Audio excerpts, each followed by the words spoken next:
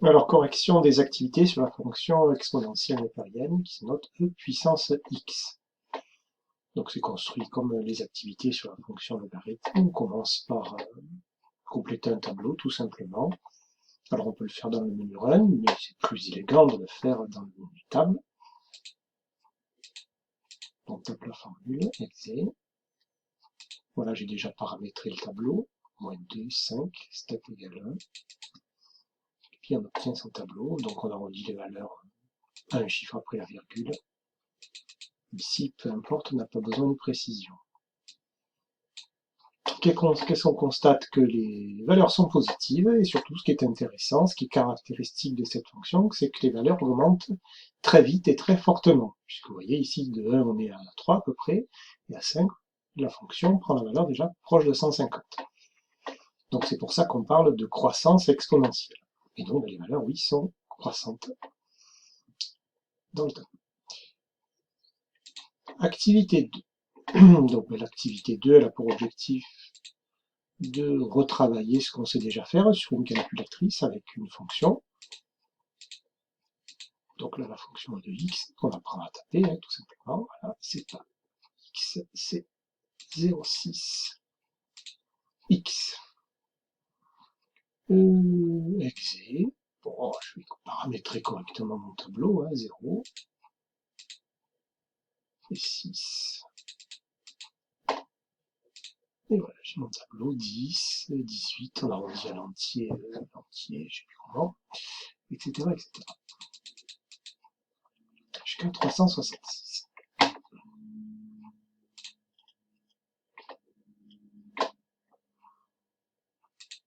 Donc la représentation graphique, menu graph, plein de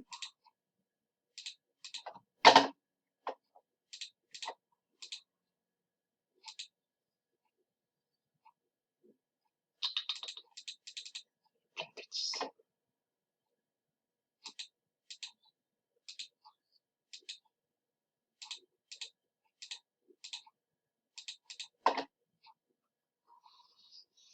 Donc là, elle avait gardé en mémoire mon V-window, hein, xmin 0, xmax 6, ymin qu'on connaît grâce au tableau qu'on a complété 10, et ymax 366.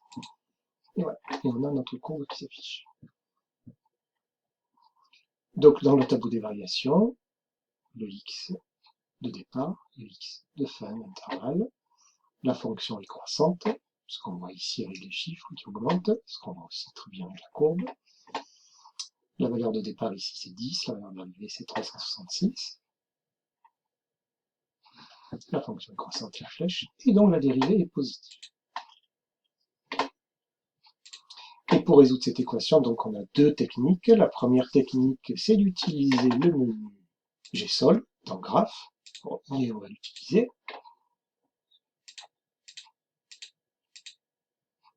Et voilà, x est peu différent de 4,72. Et ici, le y qui est égal à 170, ça correspond à ça.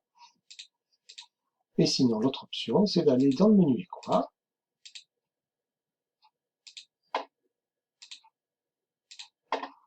Et de taper l'équation exactement comme elle est écrite. 10 puissance 0,6 x égale 170. Et pas oublier de faire 2 fois exe pour avoir la bonne réponse. Donc 4,72, je rappelle, 170, ici, il n'est pas là par hasard, il correspond à cette valeur.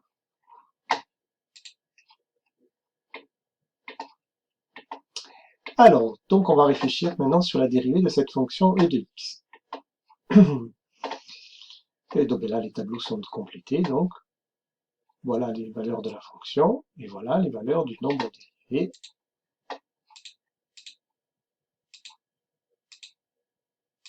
On va refaire ça pour x.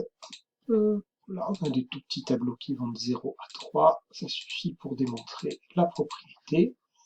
Et voilà, et donc on constate que dans les deux colonnes, les chiffres sont les mêmes. Donc on peut continuer comme ça jusqu'à l'infini, ça marche. Donc les valeurs sont les mêmes dans les deux colonnes. Ça veut dire que la formule, quand on dérive de x, la formule de la dérivée, c'est la même chose, elle est égale à elle-même. C'est très particulier, mais c'est comme ça. Donc, du coup, c'est pas difficile à retenir. Par conséquent, on va creuser un petit peu le sujet, et on va voir à quoi est égale la dérivée de e puissance 4x. Donc, même principe, on complète son tableau. Et là, on fait les arrondis. On est bien obligé.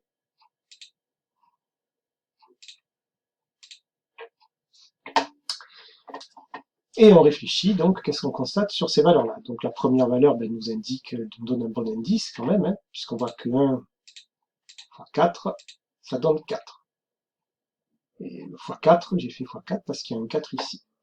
Donc, on essaye avec la suivante. 4. Bon, là, les arrondis sont sympathiques, ça tombe juste, ça marche aussi.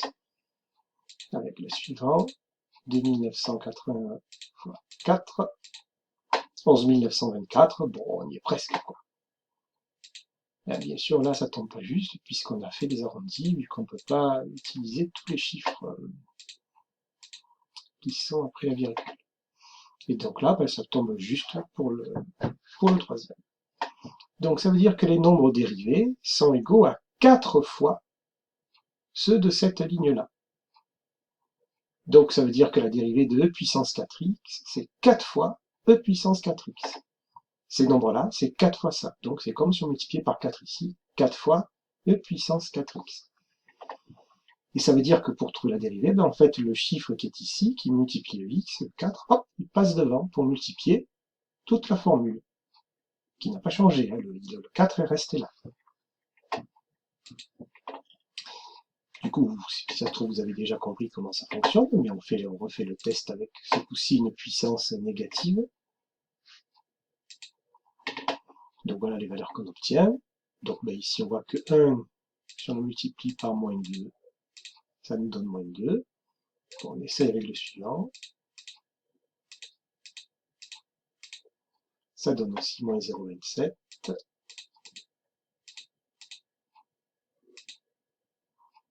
Moins 2. Et voilà. Et donc ça fonctionne. Ça veut dire que les nombres dérivés, pour les obtenir, on multiplie par moins 2 les nombres de cette ligne-là. Donc ça veut dire que la fonction dérivée, c'est moins 2 fois ma fonction de départ.